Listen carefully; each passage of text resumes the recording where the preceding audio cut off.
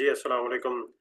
जी, ये मैं second video record कर रहा हूँ और आई एम सॉरी, जो पिछली वीडियो थी मुझे मालूम नहीं था, मैंने उसमें जो विंडो चेंज की थी, तो उसमें आपको कुछ भी नज़र नहीं आया। लेकिन आई गेस अगर उसमें फ़िलहाल मेरी ऑडियो आ गई होगी, तो अगर आपको उसमें कोई ऐसी चीज़ समझ ना आए, कोई कन्फ्यूज़न हो, तो मुझे पूछिएगा, मैं उसको दोबारा रिकॉर्ड कर दूँगा। तो अगर आपके लिए प्रॉब्लम उसमें नहीं है, तो मुझे बताइएगा। नंबर तो आपके पास है, तो आप सिंपली मुझे बताइएगा, तो मैं इसको आगे कंटिन्यू करने से पहले आपके लिए एक फिर वो वीडियो दोबारा रिकॉर्ड कर दूँगा, ठीक है? तो ये पीपीसी का डैशबोर्ड है, इसको हम कंटिन्यू करते हैं। मैंने आपको गाइड कर दिया था कि पीपीसी का डैशबोर्ड कैसे आता है। अच्छा, ये अमेज़न मेन्यू जिस तरह मैंने आपको पहले बताया, और यहाँ पर एडवर्टाइजिंग कैंपेन मैनेजर, और ये आपका मेन्यू आ गया। सो अगर आपको दोबारा यहाँ से सेलर सेंट्रल में जाना हो, तो ये बटन बना है टूल्स एंड रिसोर्सेज। यहाँ पर जाएंगे और सेलर सेंट्रल को क्लिक करेंगे, तो आप सेलर सेंट्रल में पहुँच जाएंगे। यहाँ पर लॉगिन मांग रहा है, आपको लॉगिन करना होगा आईडी पासवर्ड डाल के, तो अभी मैं नहीं कर रहा।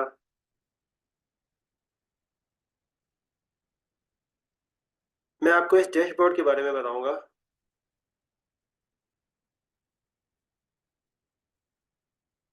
इस डैशबोर्ड में आपको सबसे ऊपर ग्राफ नज़र आएगा, इसको क्लिक करेंगे, ग्राफ खत्म हो गया, ठीक है। हाई चार्ट, चार्ट ग्राफ कुछ भी कह रहे हैं। और आज 16 है, 16 जनवरी, तो मैंने इसको टुडे पर रखा था। और अनफॉर्चुनेटली हमारी कैंपेन में कुछ डिस्टर्बेंस थी, यानी इस काम के लिए मैंने एक कैंपेन बनाई थी, तो उसमें स्पेंडिंग तो हो गई है, पर सेल कोई नहीं आई। ऑर्गेनिक मुझे सेल आई है, पर कैंपेन के थ्रू कोई सेल अब तक नहीं आई। कोई डिस्टर्बेंस है आई गेस। इस कैंपेन पर अब तक हमने काम नहीं किया, इस अकाउंट पे काम नहीं किया। तो खैर, मैंने आपको जनरल सा बताना है कि क्या होता है। चार्ट नज़र आ रहा है। अगर मैं चाहता हूँ कि ज़्यादा अरसे के लिए मैं देखना चाहूँ कितने अरसे में, या एक महीने में, लास्ट 7 डे में मुझे कितनी सेल हुई, या क्या रिस्पांस था कैंपेन्स का, तो ये मुझे लास्ट 7 डेज का आ रहा है। क्या मैंने लास्ट 7 डे में $249 यूरो स्पेंड किए, 211 जो है सेल आई, एकॉज मेरा ये रहा, ऑर्डर मेरे 11 रहे। अच्छा, ये एक ऐसा अकाउंट है, इसके बारे में बता दूं कि इस पर आई के सीजनल प्रोडक्ट है, जिसकी वजह से आ, और मैंने इसकी कैंपेन में इतना काम नहीं किया, ठीक है। तो इसलिए इसमें स्पेंड ज़्यादा है और सेल्स कम है, और ये प्रोडक्ट बिल्कुल न्यू है, दिसंबर में लॉन्च किया। लेकिन मेरी लिस्टिंग इतनी अच्छी है कि मुझे ऑर्गेनिक सेल ज़्यादा मिल रही है इस पर। जैसा कि अगर मैं, ये ग्राफ है, इस ग्राफ में 15 तारीख को देखूं, तो सेल्स कितनी है, 2 ऑर्डर आए हैं। 2 ऑर्डर है, 25 का स्पेंड है, 30 की सेल है, एकॉस 83% है। एकॉस क्या है, इसके बारे में मैं आपको बताऊंगा बाद में, okay. Everything I will cover, इंशाल्लाह I will try to cover.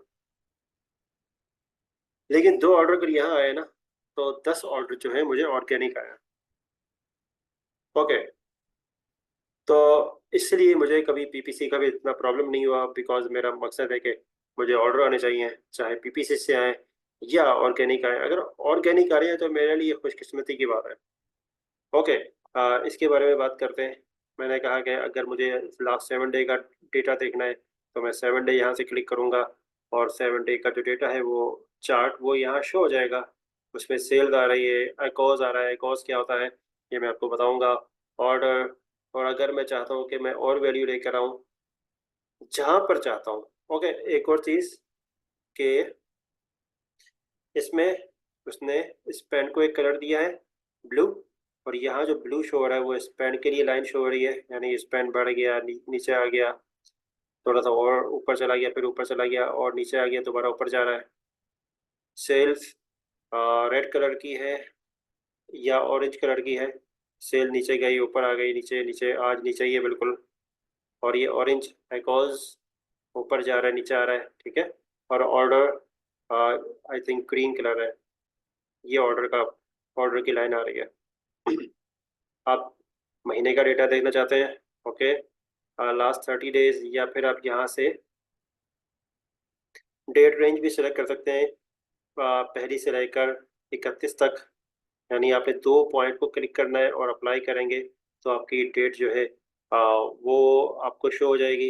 यानी उस रेंज में आपको डेटा आ जाएगा जो भी आप चाहते हैं। और आप जिस जगह अपना मैट्रिक जो भी वैल्यू चेंज करना चाहते हैं वो भी कर सकते हैं। इनको अभी मैं इनकी बात नहीं कर रहा, CTR देखना है, मैंने CTR की बात की थी। ओके, CTR चेक करते हैं। CTR मेरा 0.90 है, यानी मेरी प्रोडक्ट की रेलेवेंसी है। मैंने CTR को इस तरह चेक करता हूँ। नॉर्मली CTR को मैं रेलेवेंसी के लिए यूज़ करता हूँ, बाकी लोग किस तरह करते हैं वो एक अलग मैटर है। तो मैंने अपनी बात कर रहा हूँ, तो मैंने जो सीखा है CTR से, वो यही सीखा है कि CTR से मैं रेलेवेंसी चेक करता हूँ। एक महीने में मेरा बहुत अच्छा हो गया है, लेकिन लास्ट जो 1 वीक है इस पर मेरी सेल बहुत ख़राब रही है। यानी 710 की स्पेंडिंग पर 1200 की मुझे सेल आ रही है। कॉल मेरा 55% है, 70 ऑर्डर्स हैं। और इसके अलावा अगर मैं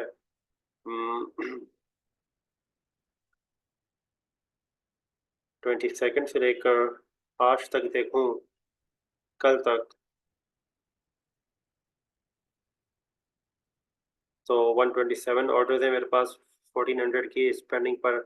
और 66 इस करंट वीक पर मेरा जो एकॉज है वो ऊपर गया है। अच्छा, एकॉस के बारे में मैं आपको बताऊंगा बिल्कुल बताऊंगा। अगेन मैं कह रहा हूँ कि एकॉस के बारे में बताऊंगा, तो आप लोग परेशान ना हो। ओके,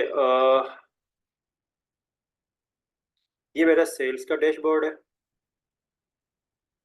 आई थिंक आपको बेसिक समझ आ गई।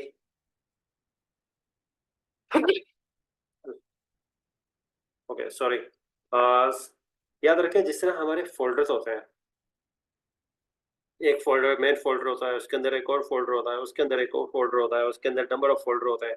यानी सबसे पहले एक फोल्डर है, उसके अंदर मैंने A और B के नाम से 2 और फोल्डर बना दिए, और A के अंदर मैंने फर्दर फोल्डर बना दिए, B के अंदर फर्दर फोल्डर बना दिए। तो यहाँ पर भी ऐसा ही है।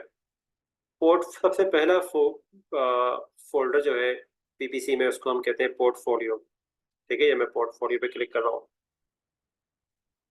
हम और हमें पोर्टफोलियो की लिस्ट कहाँ नजर आती है? यहाँ नीचे। मैं चाहता हूँ कि मैं अपने पोर्टफोलियो, यानी सबसे ब्रॉड लेवल पर मैं चेक करना चाह रहा हूँ।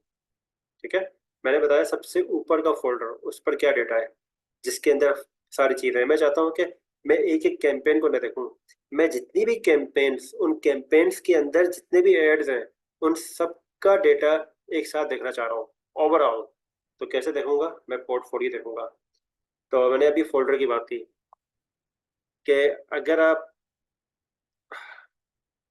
अगर आप C ड्राइव में हैं और उसके अंदर एक आपने फोल्डर बनाया हुआ है डॉक्यूमेंट्स का, आप उस डॉक्यूमेंट्स को चेक करना चाहते हैं कि उसके अंदर कितने फोल्डर हैं, यानी उसका साइज क्या है, तो आप उसके ऊपर कर्सर लाएंगे, प्रॉपर्टी में देखेंगे, आपको उस फोल्डर के अंदर जितने भी हैं वो सबका एक साथ बता देगा। लेकिन उन फोल्डर के अंदर जाएंगे और किसी स्पेसिफिक फोल्डर के अंदर जाएंगे फर्दर, और वहां जाके आप उसका डेटा देखेंगे, उसका साइज देखेंगे, जो भी चीज़ देखेंगे उसके अंदर क्या डेटा पड़ा है क्या नहीं पड़ा, तो उसकी आप प्रॉपर्टी देखेंगे तो वो आपको सिर्फ इंडिविजुअल जो फोल्डर है, सब फोल्डर, उसके बारे में बताएगा। तो यहाँ पर भी PPC में सबसे ऊपर का जो फोल्डर है, जिसके अंदर सारी कैंपेन सेव होती हैं, पोर्टफोलियो। पोर्टफोलियो सबसे PPC में सबसे ऊपर का लेवल है। पोर्टफोलियो के अंदर बनती हैं कैंपेन्स, और कैंपेन्स के अंदर बनते हैं ऐड ग्रुप के अंदर होते हैं ऐड। ठीक है, ये 4 लेवल है। पोर्टफोलियो जिसमें मल्टीपल कैंपेन्स बनती हैं। कैंपेन, अगर एक कैंपेन के अंदर मल्टीपल ऐड के ग्रुप बनते हैं, और ऐड ग्रुप के अंदर मल्टीपल टाइप ऑफ ऐड होते हैं। ठीक है, ऐड का मतलब हमारी प्रोडक्ट की लिस्टिंग, हमारा एसएन जो कि हमने वहां पर शो कराना है। ओके, तो अगर मुझे एनालाइज करना है कि आप एड की एड लेवल पर एनालाइज करना है, कैंपेन लेवल पे एनालाइज करना है, या फिर पोर्टफोलियो लेवल पर जिसमें सारी की सारी कैंपेन्स आ रही हैं और मैं ओवरऑल सारा कुछ देखना चाह रहा हूँ पोर्टफोलियो लेवल पर, ठीक है। तो मैं पोर्टफोलियो को जब क्लिक करूंगा और यहाँ पर मेरा एक पोर्टफोलियो, उसका नाम मैंने E14 रखा है। तो अब मैं बेसिकली जो इसको एनालाइज कर रहा हूँ, ये मैं पोर्टफोलियो के अंदर जितनी भी कैंपेन थे उन सब कैंपेन को कंबाइन करके जितनी भी हैं उन सबका रिजल्ट मैं यहाँ पर एनालाइज कर रहा हूँ कि मेरा ROAS क्या है, CPC क्या है, CTR क्या है, ऑर्डर क्या है, क्लिक्स क्या है, और अगर मैं किसी को हटाना चाहूँ, ऐड करना चाहूँ, यहाँ से मैं हटा रहा हूँ। ऐड मैट्रिक, मैट्रिक क्या है इसके बारे में बताऊंगा। ROAS क्या है, सेल्स क्या है, ये तो आपको मैं बताऊंगा। No problem, I will tell everything. So यहाँ से जो चीज़ मैं ऐड करना चाहूँगा वो यहाँ पर आ जाएगी। ओके, ये मेरा आ गया पोर्टफोलियो लेवल पर डेटा। ठीक है, सिंपल सा है, क्योंकि जितना हम ब्रॉड ऊपर जाते जाएंगे हमारा डेटा उतना सिंपल होगा। Wait please.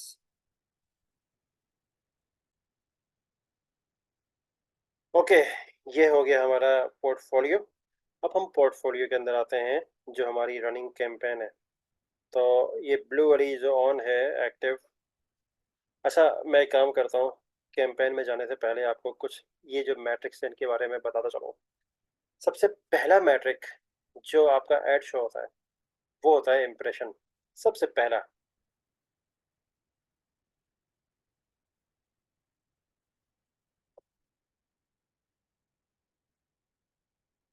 सबसे पहला आपका जो मैट्रिक है वो है इम्प्रेशन। इम्प्रेशन, मेरी प्रोडक्ट स्टार्ट हुई 22 नवंबर को। इम्प्रेशन कितने थे ओवरऑल जितनी भी कैंपेन चल रही हैं उन सब का, ठीक है। इस पोर्टफोलियो के अंदर जितनी भी कैंपेन्स है, अच्छा पोर्टफोलियो जिस तरह हम फोल्डर बनाते हैं, मूवीज का एक फोल्डर बनाते हैं उसमें सारी मूवीज डालते हैं, बुक्स का एक फोल्डर बनाते हैं उसमें सारी बुक्स डालते हैं, ई बुक। नोट्स का एक फोल्डर बनाते हैं उसमें सारे नोट्स डालते हैं। और किस तरह के फोल्डर हैं, अगर मैं अपने एक्सेल के डॉक्यूमेंट्स का एक फोल्डर बनाऊँ, अपने अमेजोन से रिलेटेड जो फोल्डर डॉक्यूमेंट्स है उसका फोल्डर बनाऊँ, अगर मैं अपने सेल्स रिकॉर्ड है उसका एक फोल्डर बनाऊँ, या डिपेंड करता है। या मेरे पास जो प्रोडक्ट्स हैं हर प्रोडक्ट्स का अलग अलग फोल्डर बनाऊँ, ठीक है। या फिर अपने फाइनेंस का एक फोल्डर बनाऊँ तो उसमें सिर्फ फाइनेंस का डेटा होगा। तो इसी तरह मैं अपने हर हर प्रोडक्ट वाइज हर हर कैंपेन को मैं ग्रुप की ग्रुपिंग कर सकता हूँ कि ये 3-4 कैंपेन्स है, ये इस प्रोडक्ट ए के लिए है, ये जो कैंपेन्स है ये टेस्टिंग के लिए है, ये जो कैंपेन्स है ये प्रोडक्ट नंबर बी के लिए है, या प्रोडक्ट के अलावा और मैं किसी एस्पेक्ट से जो कैंपेन्स बना रहा हूँ, ठीक है। तो वो मैं डालता हूँ पोर्टफोलियो में। पोर्टफोलियो में हर कैंपेन के ग्रुप के लिए मैं अलग अलग पोर्टफोलियो बना लेता हूँ, ठीक है, ताकि मुझे एनालाइज करने में आसानी हो। ओके, यहाँ पर इम्प्रेशन, ये जो मेरा प्रोडक्ट है ये मेरी स्टार्ट हुई थी 22 नवंबर को, और उस दिन उसके क्या इम्प्रेशन थे, उसके नेक्स्ट डे क्या थे, उसके नेक्स्ट डे क्या थे, ये आपके पास सारा डेटा देखें आपको स्क्रीन पे नज़र आ रहा है। मेरा इम्प्रेशन कम हो गया, ये मैं एक्सपेरिमेंट कर रहा था। यहाँ पर मैं मेरी जो लिस्टिंग है वो और अकाउंट जो है डीएक्टिवेट हो गया था इस दौरान, तो मुझे कुछ भी नहीं मिला। यहाँ पर आके मैं आउट ऑफ स्टॉक चला गया, तो इसलिए यहाँ पर मुझे प्रोडक्ट शो ही नहीं हुई। तो जब मैं आउट ऑफ स्टॉक जाऊँगा तो ऑफ कोर्स अमेजोन सब कुछ बंद करेगा, मेरी प्रोडक्ट जो है लिस्टिंग जो है लाइव नहीं होगी, उसको वो एक्टिव नहीं होगी। और जब भी लिस्टिंग एक्टिव नहीं होगी या लाइव नहीं होगी मेरा पीपीसी भी बंद हो जाएगा, क्योंकि ऑफ कोर्स प्रोडक्ट नहीं होगी तो वो पीपीसी शो किसको कराएगा। तो यहाँ पर मेरी दोबारा इम्प्रेशन ऊपर जा रहे हैं। ओके, ये इम्प्रेशन है। और इम्प्रेशन जो है इसके लिए लाजिम ये है कि, अच्छा मैंने आपको बताया था कि मैंने बिड लगाई और मैं टॉप पे शो हो गया। मैं मैंने एक खास लेवल पर ज़्यादा बिड लगाई, मैं एक खास लोकेशन पे शो हो गया, चाहे मैं टॉप पे शो हो गया, प्रोडक्ट पेज पे शो हो गया, रेस्ट ऑफ द सर्च पे शो हो गया, ठीक है। मैंने बिड लगाई, जब तक कोई क्लिक नहीं करेगा मुझे मुझे उस क्लिक के पैसे नहीं देने पड़ेंगे अमेजोन को। वो मुझे, मैं एक तरह से जब तक कोई क्लिक नहीं करेगा मैं उस वक्त तक वहां पर फ्री में शो हो रहा हूँ। मैंने वो जगह ऑक्युपाई कर ली। ठीक है। तो इम्प्रेशन कैसे बढ़ेगा? जब मेरी बिड ज्यादा होगी। इम्प्रेशन के लिए मैं अपनी बिड ज्यादा करूंगा तो मुझे इम्प्रेशन मिलेंगे। बिड कम करूंगा तो मुझे इम्प्रेशन कम मिलेंगे। यानी मतलब यह है कि जितनी ज्यादा मेरी बिड होगी उतनी देर तक मैं उस जगह को होल्ड करूंगा और उतने ज्यादा लोग मुझे, मेरे ऐड को देखेंगे। अगर मेरी बिड कम होगी तो क्या होगा? मेरी बिड कम होने की वजह से जो दूसरे जो बिडर्स हैं, जो ऑक्शन कर रहे हैं, जो बोली लगा रहे हैं, वो ज्यादा भीड़ होगी। वो लोग जो प्लेसमेंट है उनको मिल जाएगी। जब उनको मिलेगी तो मैं शो नहीं होऊंगा। जब मैं शो नहीं होऊंगा तो मेरे इंप्रेशन डाउन हो जाएंगे। ठीक है। तो यहाँ पर मैंने मुख्तलिफ किस्म के एक्सपेरिमेंट किया था। कभी प्राइस नीचे कर दी, कभी ऊपर कर दी। यहाँ पर मेरी प्राइस बहुत ज़्यादा थी तो इसलिए मेरा इंप्रेशन बहुत ज़्यादा भी गए एक दिन में।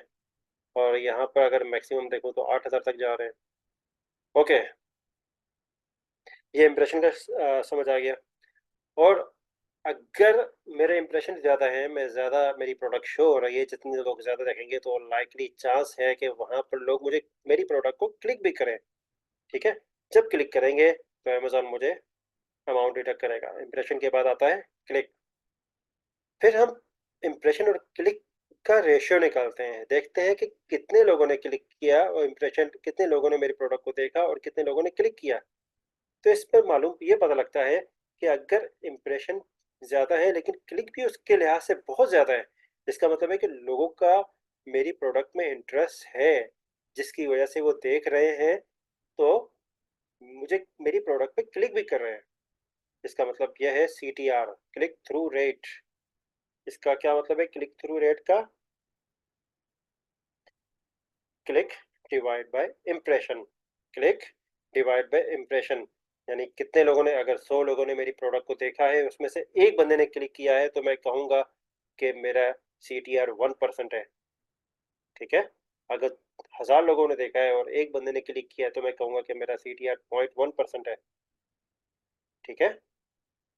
मतलब यह है कि जितना मेरा CTR नीचे जाएगा, इसका मतलब है कि बहुत सारे लोग देख रहे हैं पर क्लिक करने वाले बहुत कम है। इसका मतलब है कि लोगों का मेरी प्रोडक्ट में इंटरेस्ट ही नहीं है, मेरा ऐड इतना बेकार है कि कोई क्लिक करने को तैयार ही नहीं है। मेरी प्रोडक्ट, ऑफ कोर्स ऐड में हमेशा हमें प्रोडक्ट की इमेज नजर आती है, तो मेरी इमेज इतनी अच्छी है ही नहीं, अट्रैक्टिव है ही नहीं। या तो अट्रैक्टिव नहीं है, अगर अट्रैक्टिव इमेज नहीं है तो कोई क्लिक नहीं करेगा। और अगर इमेज बहुत अट्रैक्टिव है लेकिन मेरी product relevant relevant search result में शो नहीं हो रही, यानी एक बंदा बैट ढूंढ रहा है, बैट बल्ला, ठीक है, और मैं वहां पर बल्ब दिखाऊं तो कौन बाय करेगा? कोई नहीं करेगा। मेरी प्रोडक्ट शो होगी पर कोई क्लिक नहीं करेगा। ठीक है। आपको CTR भी समझ आ गया। उसके बाद CPC, CPC cost per click, मतलब क्लिक करने पर कितनी, एक क्लिक करने पर मुझे कितनी कॉस्ट पड़ी, मेरी प्रोडक्ट को एक क्लिक पर कितनी कॉस्ट पड़ी। ठीक है। नेक्स्ट,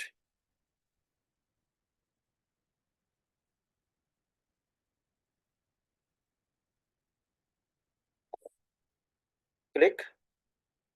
ओके, स्पेंड, पूरे महीने में या एक दिन में मुझे कितना स्पेंड हुआ है, यानी कितने लोगों ने क्लिक किया। फर्ज करो मुझे एक दिन में 10 लोगों ने क्लिक किया या 100 लोगों ने क्लिक किया मेरी प्रोडक्ट को, मुझे भाई प्रोडक्ट को, तो हर हर क्लिक का टोटल कितना हुआ? अगर 100 लोगों ने क्लिक किया और मुझे, मेरी प्रोडक्ट पे अगर 100 लोगों ने क्लिक किया और 100 लोगों का, अगर हर बंदे की एक क्लिक पे मुझे $1 पड़ रहा है, तो 100 क्लिक पे कितने पड़ेंगे?